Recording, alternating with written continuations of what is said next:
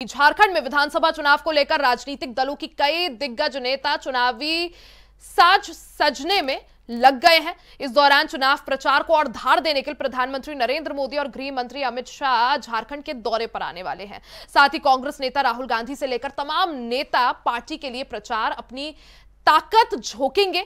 साथ ही झारखंड में विधानसभा चुनाव के पहले चरण का मतदान 13 नवंबर को है।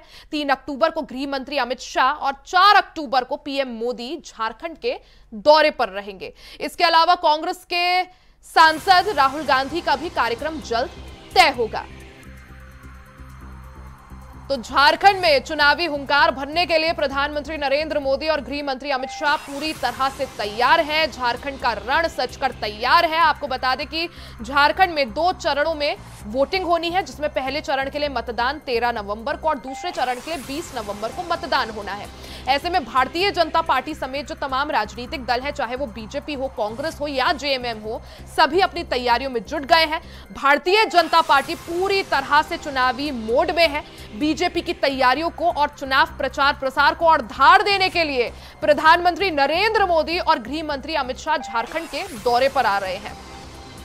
3 नवंबर को गृह मंत्री अमित शाह तो 4 नवंबर को पीएम मोदी झारखंड में चुनावी शंखनाद करेंगे।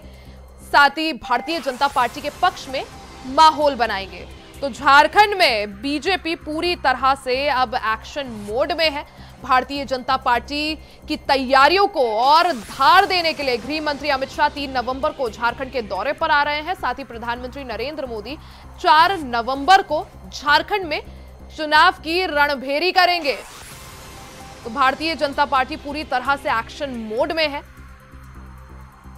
इस दौरान प्रधानमंत्री नरेंद्र मोदी झारखंड से चुनावी शंखनाद करेंगे। झारखंड और महाराष्ट्र में एक साथ चुनाव होने हैं, जिसमें झारखंड में पहले चरण के लिए 13 नवंबर को वोटिंग होनी है और दूसरे चरण के लिए 20 नवंबर को।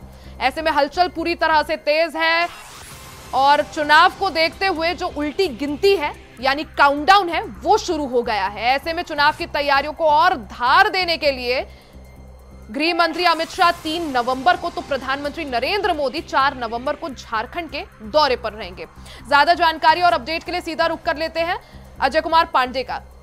अजय, जिस तरह से भारतीय जनता पार्टी पूरी तरह से एक्शन मोड में है, अब चुनाव की तैयारियों को और धार देने के लिए 3 नवंबर को गृह मंत्री अमित शाह तो 4 नवंबर को झारखंड में चुनावी शंखनाद करेंगे प्रधानमंत्री नरेंद्र मोदी। ऐसे में दोनों ही दिग्गजों के दौरे को लेकर किस तरह से तैयारियां?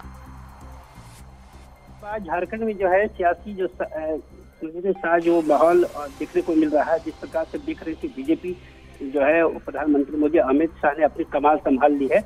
और वैसे में आज जो है अमित शाह का झारखंड आगमन है और अब इसके बाद जो है कल वो चुनावी का जो मैनिफेस्टो झारखंड के लिए मैनिफेस्टो का भी आज वो लॉन्चिंग करेंगे। जिस प्रकार से कल लॉन्चिंग के बाद जो है वो अमित शाह जो है राज्य के 3 विधानसभा में वो अपनी जनसभा को संबोधित करेंगे, जिसमें बरकट्टा है, सिमरिया है और इसके अलावा जो चाईबासा का कुछ एरिया है। इसके अलावा आप देख सकते हैं उसके दूसरे दिन फिर पीएम मोदी जो है वो झारखंड के आगमन में रहेंगे, जिसमें चाईबासा और गढ़वा में जनसभा को संबोधित करेंगे। तो निश्चित रूप से बीजेपी जिस प्रकार से देख रहे हैं कि इस चुनाव के माहौल में सबसे एक्टिव मोड में है और चारों तरफ से अपने विपक्षों को घेराबंदी करने के लिए पूरी रणनीति के साथ वो तय कर रही है। जी बिल्कुल अजय, जिस तरह से आपने बताया कि अब की बार विपक्षी अपने जो विरोधी हैं उनकी घेराबंदी के लिए भारतीय जनता पार्टी पूरी तरह से तैयार दिख रही है। गृह मंत्री अमित शाह के आगमन की अगर बात करें, कहां उनका कार्यक्रम होने वाला है, और जैसा आपने कहा कि मैनिफेस्टो बीजेपी अपना जारी करेगी और मैनिफेस्टो किसी भी पार्टी के लिए चुनाव जीतने में काफी महत्वपूर्ण होता है। ऐसे में बीजेपी के संकल्प पत्र में अब की बार क्या कुछ अहम देखने को या क्या कुछ नया देखने को मिल सकता है? देखिए चुनाव के घोषणा के पहले जिस प्रकार से बीजेपी ने 5 प्रण लिए थे, उन्होंने उस 5 प्रण के अलावा कई ऐसी योजनाएं होगी जो झारखंड के लिए एक मील की पत्थर के रूप में साबित हो सकता है। जिस प्रकार से आपने कहा रोजगार को लेकर के भी उन्होंने कहा कि सरकार बनते ही हम जो 5 लाख नौकरी देने का जो वादा किया है वो उस मैनिफेस्टो में शामिल होगा। जिस प्रकार से जो तमाम जो 2 दिन योजना का दी है वो भी इस मैनिफेस्टो में जिक्र होगा। इस प्रकार से कई ऐसी योजनाएं हैं, तो ये पूरी चार्ट तैयार है। और ऐसे में उस घोषणा के आधार पर, उस मैनिफेस्टो के आधार पर चुनावी वादा प्रक्रिया, क्योंकि बीजेपी लगातार की तो जो हम कहते हैं वो करते हैं, जिस प्रकार से अपने और साफ उनकी स्लोगन इस चुनाव में है कि झारखंड को हमने बनाया और हम ही संवारेंगे। तो निश्चित रूप से मुझे लगता है कि कल जो मैनिफेस्टो होगा झारखंड के लिए एक महत्वपूर्ण दिन भी होगा। बिल्कुल, यानी बीजेपी का संकल्प पत्र में क्या कुछ अहम बातें होती हैं वो देखना काफी खास होगा। लेकिन अजय, जिस तरह से 4 नवंबर को चुनावी शंखनाद प्रधानमंत्री नरेंद्र मोदी द्वारा होने वाला है, ऐसे में अगर पीएम मोदी के दौरे की बात करें, क्या लगता है चुनाव से पहले पीएम मोदी का पहुंचना, और ज्यादातर राज्यों में ऐसा देखने के लिए मिलता है कि बीजेपी हमेशा पीएम मोदी के चेहरे को आगे रखकर चुनाव लड़ती है। अब की बार अगर बात करें, क्या लगता है अजय कि झारखंड में मोदी फैक्टर कितना काम कर सकता है? निश्चित रूप से देखिए, प्रधानमंत्री नरेंद्र मोदी की जो यहाँ फैक्टर्स की अगर झारखंड की बात कर ले तो निश्चित रूप से बहुत बड़ा फैक्टर है, और उन्हीं के आधार पर वो झारखंड की चुनाव या लोकसभा की चुनाव की बात कर ले हम, या फिर विधानसभा चुनाव की बात करें, उन दोनों विधानसभा चुनाव में सबसे बड़ा फैक्टर है। निश्चित रूप से उनकी जो भीड़ जो देखी जाती है, जहाँ जो उनकी जनसभाएं होती है, उन जनसभाओं में उनकी जो भीड़ को देखी जाती है, लोग देखने के लिए और उनकी जनसभा को संबोधित जो करते हैं उनको सुनने के लिए निश्चित रूप से लोगों को आकर्षित करता है। तो निश्चित आज मुझे लगता है कि झारखंड विधानसभा में जिस प्रकार से पीएम मोदी और अमित शाह ने अपनी झारखंड चुनाव की कमान अपने हाथों में ली है, तो निश्चित रूप से झारखंड में एक बड़ा परिवर्तन आने वाला समय में देखा जा सकता है। जिस प्रकार से आप देख सकते हैं कि कल जो है अमित शाह जो है राज्य की 3 विधानसभा में, जिसमें घाटशिला, सिमरिया और बरकट्टा, इन 3 विधानसभा चुनाव में संबोधित करेंगे। तो निश्चित रूप से ये इस प्रकार से जो ऐसे जगहों में जिस प्रकार से बीजेपी जो अपनी फतह कभी नहीं कर पाई थी, वैसी जगहों में इस बार जो उम्मीद जताई जा रही है कि इन तमाम बीजेपी के तमाम नेता हैं, तमाम जो शासित बीजेपी शासित जो प्रदेश के मुख्यमंत्री हैं, वो भी इस तरह कुछ करेंगे। फिर आने वाला समय मुझे लगता है कि 20% लेकिन अजय, यहाँ पर एक सवाल ये भी कि 2019 के दौरान जो है मोदी लहर होने के बावजूद झारखंड विधानसभा चुनाव में बीजेपी को जो है करारी हार का सामना करना पड़ा था। इतना ज्यादा कि जो सिटिंग मुख्यमंत्री थे, जो सिटिंग चीफ मिनिस्टर थे रघुवर दास, वो अपनी सीट से हार गए। काफी करारी हार बीजेपी को उस वक्त झेलनी पड़ी थी मोदी लहर होने के बावजूद। अब की बार अगर परिस्थितियों की बात करें, क्या कुछ समीकरण बनते हुए आप देख पा रहे हैं, और अब की बार झारखंड की फिजा, झारखंड की जनता किस तरफ आपको दिख रही है?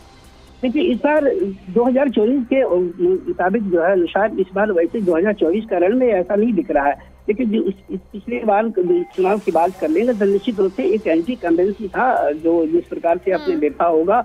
और रणनीति की बात कर ले तो रणनीति भी उस हिसाब से नहीं, लेकिन इस बार 2024 के रण में इनके जो सबसे बड़े सहयोगी दल जो है आजसू है, वो उनके साथ वो बात बनते वो टूट पड़े थे। जदयू जो है अभी इनके 2024 के रण में साथ में सहयोगी के रूप में निभा रहे हैं, वो भी इस चुनाव में वो नहीं थे। तो निश्चित रूप से 2019 की जो मतलब परिणाम फल रहा, जो 2019 की जो गलतियां हुई वो 2024 में नहीं दिख रही है। तो निश्चित रूप से ये इसकी तैयारी मतलब समझिए कि 6 महीने से अधिक तैयारी चल रही है, और एक चीजों पर बात बारीकी से की जा रही है, और इन तमाम गठबंधनों को सामने लेते हुए भी उनकी सहमति बनाते हुए आगे लेकर चल रही है। जिस प्रकार से आपने देखा होगा कि जब बीजेपी ने अपनी सीटों का ऐलान किया तो वैसे में जो उनके सहयोगी दल से उनकी नाराजगी सामने उभर के आई थी, और समय के रहते हुए उन्होंने सब मनाने की कोशिश की, और निश्चित रूप से वो मना भी लिया है। तो अब वैसी स्थिति नहीं है जिस प्रकार से इंडिया गठबंधन में देखी जा रही है।